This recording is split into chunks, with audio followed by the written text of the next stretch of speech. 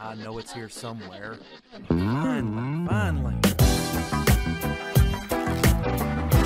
Oh, it's time for the doctor.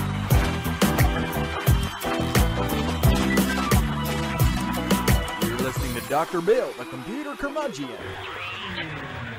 Take it away, Doctor. Well, it's that time again, and the doctor is in. And I'm glad you could join us for another Dr. Bill, the computer curmudgeon NETCAST. And this is the NETCAST we would have had if we didn't already have the NETCAST that we had last time. Ha ha. Yeah, okay. Well, anyway, this is our regularly scheduled NETCAST as opposed to the special edition NETCAST that we just did. By the way, the last NETCAST was NETCAST number 160. Wow. That's kind of cool. This is 161. Kind of follows, doesn't it? Yeah. So here's the thing. We're going to do some stuff. Not the least of which is a smidgen of Geek Culture. And the reason it's just a smidgen is I'm kind of not comfortable with the legalities of showing an entire video that is one that I did not originate. I just don't know what the legalities are. I know you can sample things and show bits of them in order to do critiques and things along that line. So I'm just going to show you a bit and then give you the URL where you can go view the whole thing. I had originally planned to show the whole thing, but I just don't know what to do. So I'm just going to show you a bit. So here we go with Jonathan Coulton. By the way, let me mention that Elio, who's another one of my viewers, sent this in and said, "Hey Doc, you introduced me to Jonathan Coulton and to Code Monkey. I thought you might be interested to know that there's an acoustic version." And I certainly was. And here is just a smidgen of the acoustic version.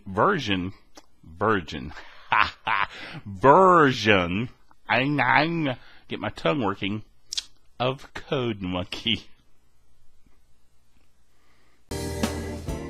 So this is a song about how it feels to write software for a living. It's called Code Monkey.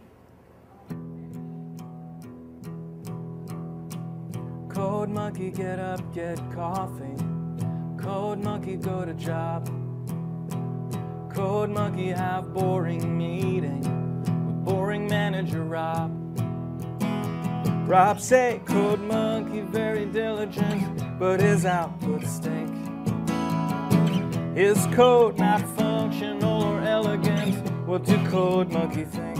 Code Monkey think maybe manager wanna write login page himself. Code Monkey not say it out loud. Code Monkey not crazy, just proud. And Code Monkey like Fritos. Code Monkey like Tab and Mountain Dew. Code Monkey very simple man, big warm fuzzy secret heart. Code Monkey like you. Yes, Code Monkey. I love the Code Monkey. He speaks to me. Anyway, this right here on the bottom of the screen is the URL where you can go to YouTube and see the whole acoustic rendition. So there you go. So a little advertising for the folks that posted that. May you have many hits on your site. Yes. It's just, see, the kindness of my heart. I want to share these things with you. By the way, I have so many things I need to share with you. So many things and so little time to do it in. But I'll try to get to it right now. Let me go click the little mousey here. Is Steve Jobs nervous about Android? I think he is. Because the iPod is, it's selling like hotcakes, and Apple made more money than anybody should need to make.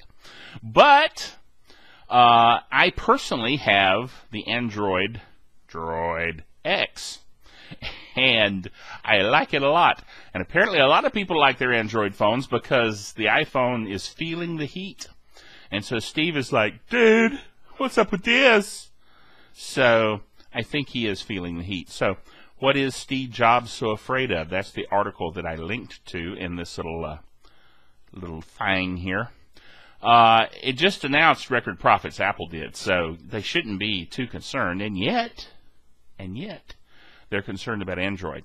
But competition is good, Steve. Come on. Competition drives innovation. I'm sure he's going, yeah, right. Innovation. Don't well, it's okay. All right. Oh, that drum roll means that it's time for the Geek Software of the Week. And the Geek Software of the Week this week is Xenu's Web Link Checker, called Xenu Link Sleuth. Xenu apparently is a very strange dude. The doctor himself is a strange dude too, so I'm kind of okay with that. Anyway, if you look at his website, it's a very strange website, but he has an awesome link checker. Now, let me tell you how all this came about. When I was getting ready to crank up the old NETCAST that has been dormant for, as we know, 2 years, almost to the day. You can go check that out on former editions of the NETCAST to find out the history of that. But at any rate, when I went to re-crank it up, kind of like reminds me of an old Model T Ford, you know, cranking. I don't know if it's really the Model T. What do I know about cars? I'm a techno dude. Anyway, point being that as I was going to go restart the site and kind of get it back into shape, I realized that there had been a system crash. And the system crash had basically put me in a situation that some of my images weren't there. There were various things missing on the site. And I find that very annoying to go to a website and find things missing, little links with nothing there, a little box with a broken thing in it. That's just, you know, as a webmaster, that just freaks me out. And so I found a web link checker that would tell me all the missing images so that I could put them back, or I might have to even recreate them, which I did. So you may notice, if you're really slick, go back and look at a picture of something from like 4 years ago and see that the image was created in an environment that is Windows 7, and you go, wait a minute, how does that work? It's because I had to recreate the image. What are you going to do? Anyway, but this link checker is awesome. You download it, you install it, you point it at a website, and it tells you what's missing. Now, there's options there. You can click options that say check links on other sites, so that way you know if the dead link is a link to a site that is now dead. That's one thing. I wanted to just check and make sure that all of the stuff on my site was there, so I didn't do that. You know, actually, I did it first, and then I cut it back to where it was just the site. But it's got lots of neat features and things. You can generate reports. You can even generate a site map from what it finds by scanning through the whole website. That's pretty cool, too. So there you go.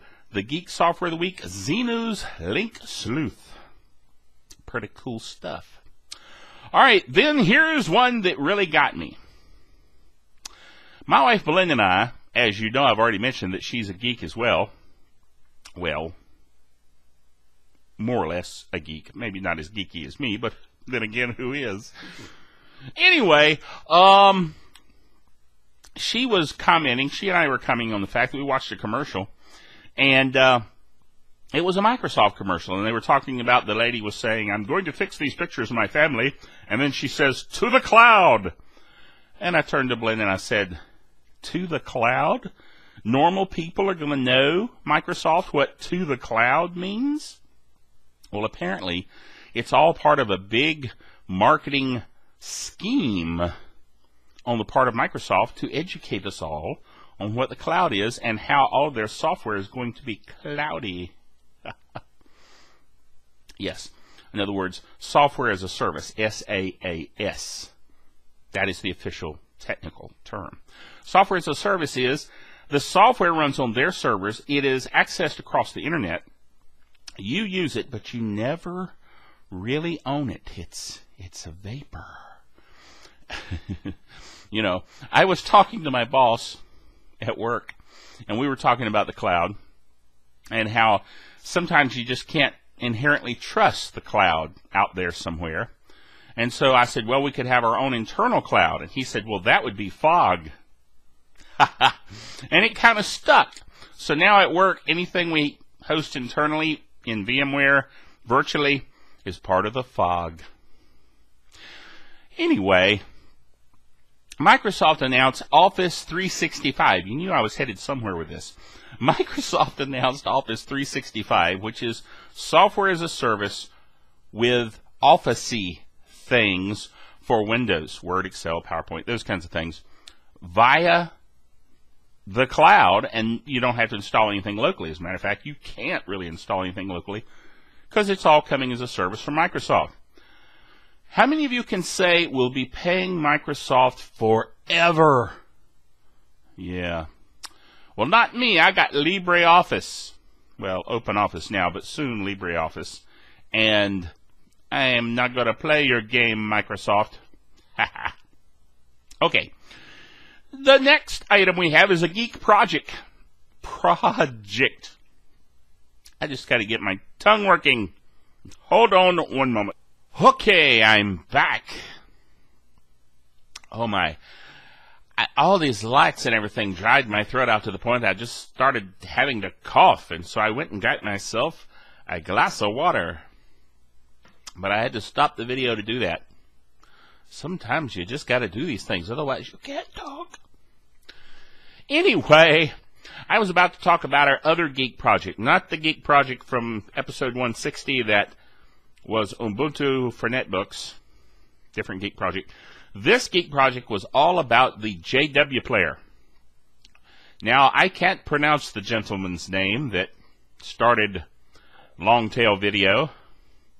It's something like Jornig Werner or something. But we'll just go with JW. That's what he calls himself. Anyway, JW. I can't blame him. But he's a neat guy, and he wrote the JW player. Kind of self-named. But the JW player allows you to play Flash on your website. Flash video. Much like the old YouTube.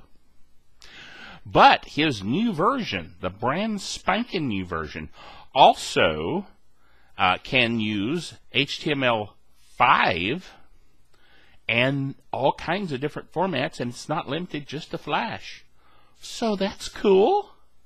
Anyway, the way his licensing works is you can use it for free if you just have a website that's nonprofit or an individual's website where you're not making, money or anything.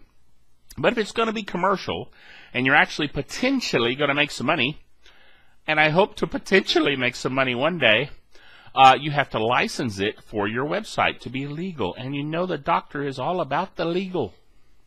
So I decided to license the player, and so I paid for it, and I actually got it for 10 websites, a 10 website license, because I got a whole lot of websites. And so I got it, and it has a whole lot of neat features, and what I did to set it up is right there on the screen at drbill.cc, drbill.cc, which of course stands, as you know, for Computer Curmudgeon. Right. So, go to that website, check out the article. It was posted October the 21st. And you can see exactly how I did it using Viper's Video Quick Tags, which is a plugin for WordPress, and the purchased JW player, and all kinds of cool stuff about how to set it up. So check it out. Now, I don't have a whole lot of time because I spent a whole lot of time coughing, even though it was off the air. But anyway, I'll just stop here and say that the doctor is out of here.